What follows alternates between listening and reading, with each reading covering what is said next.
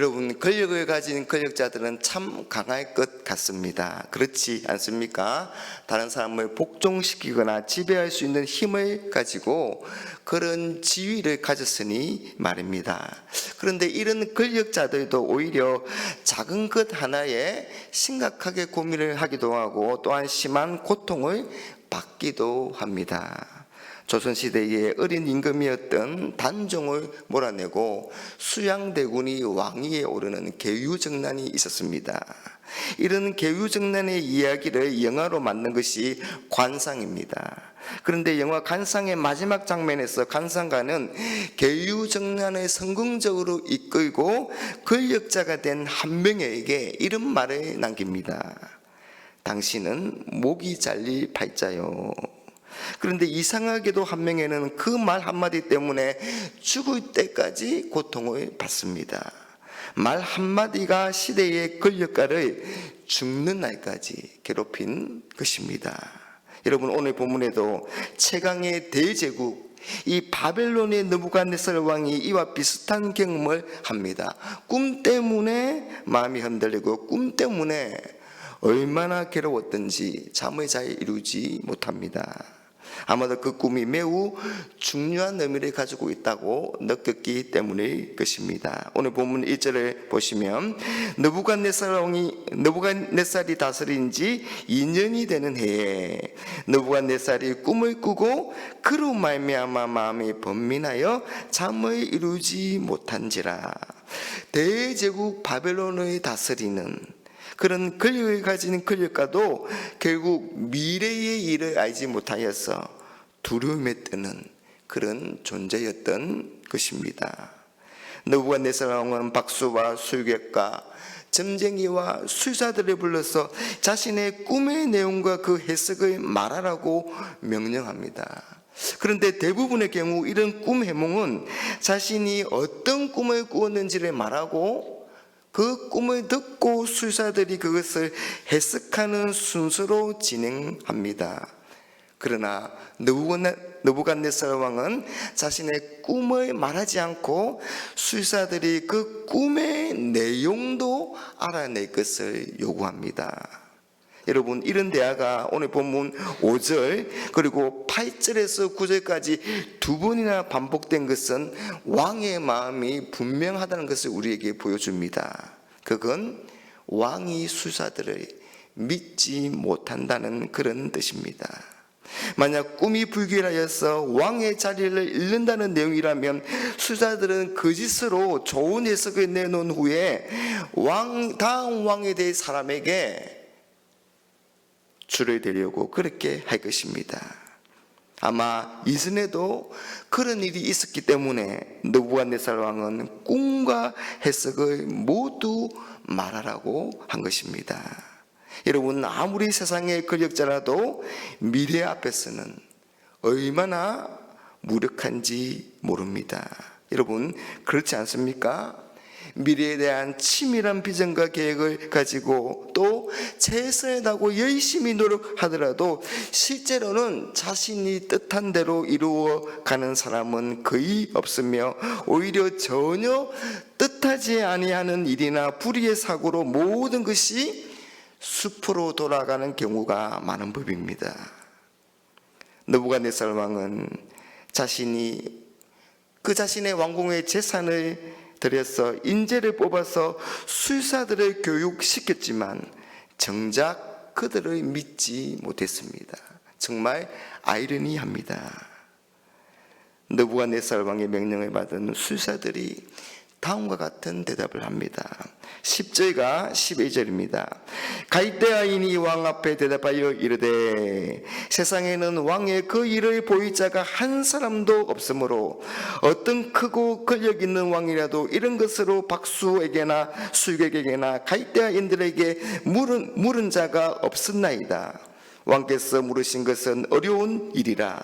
육체와 함께 살지 아니하는 신들 외에는 왕 앞에 그것의 보이자가 없나이다 한지라. 여러분, 우리는 이 술사들의 대답을 통해서 세상에서 가장 강한 권력을 가진 왕과 그 왕의 녹을 먹으며 세상에서 가장 지혜로운 자들이라 여겼던 그 왕의 술사들이 얼마나 무능한가를 우리가 알 수 있습니다. 술사들은 누구도 왕의 꿈을 볼 수 없고 어떤 권력자도 이런 것에 대하여 대답을 요구할 수 없다, 그렇게 말합니다. 여러분, 이것이 세상의 권력이고 세상의 지혜입니다. 여러분, 첨단과학과 인공지능과 그리고 의료기술이 이렇게 발달한 21세기에서 여러분, 코로나라는 가장 작은 그런 세균에 이렇게 힘들고 이렇게 고통스러울 줄 누가 알았겠습니까? 그러니 세상의 권력과 세상의 지혜는 의지할 것이 못 되는 것입니다. 그러면 여러분, 무엇이 정답일까요? 그건 술사들의 대답인 육체와 함께 살지 아니하는 신들 외에는 왕 앞에 보일 자가 없나이다. 여러분, 신이 답을 주셔야만 알 수 있습니다 라는 그 답변만이 정답인 것입니다. 여러분, 고대 사회에서 꿈은 신이 계시하는 것이라고 믿었습니다. 실제로 성경에도 하나님이 꿈을 계시하는 장면이 여러 번 나옵니다. 가장 대표적인 것이 바로 요셉의 꿈입니다. 꿈을 통해서 요셉이 애굽의 국민 총리가 될 것을 말씀하신 것입니다. 그래서 하나님이 계시하신 그 미래가, 그 꿈이 인류의 역사 가운데 그대로 성취됨으로써 하나님이 모든 역사를 주관하시는 역사의 주관자이심을 보여주셨습니다. 여러분, 느부갓네살에게 꿈을 주신 분은 하나님이십니다. 여러분, 하나님이 꿈을 주셨으니 그 하나님의 비밀한 것을 사람의 지혜로는 알 수가 없는 겁니다. 오직 그 꿈은 하나님의 영을 받은 하나님의 사람만이 알 수가 있습니다. 성령이 아니고서는 그 꿈을 알지도 못하고 풀지도 못하게 하신 것입니다. 여러분, 하나님이 그런 꿈을 주신 이유는 바로 하나님의 영광을 온전히 드러내기 위함입니다. 여러분, 당시 모든 사람들은 누가 참 신이라고 생각했을까요? 비참하게 나라가 망해가는, 자신의 성전도 지키지 못해서 성전의 그릇을 빼앗기는, 그래서 포로로 끌려온 그런 사람들의 섬기는 그런 하나님 여호와가 참된 신이라고 생각했을까요? 아니면 온 세상을 다스리는 바벨론의 대제국의 그 마르둑이 참신이라고 생각했을까요? 여러분, 물어보나 마나가 아니겠습니까?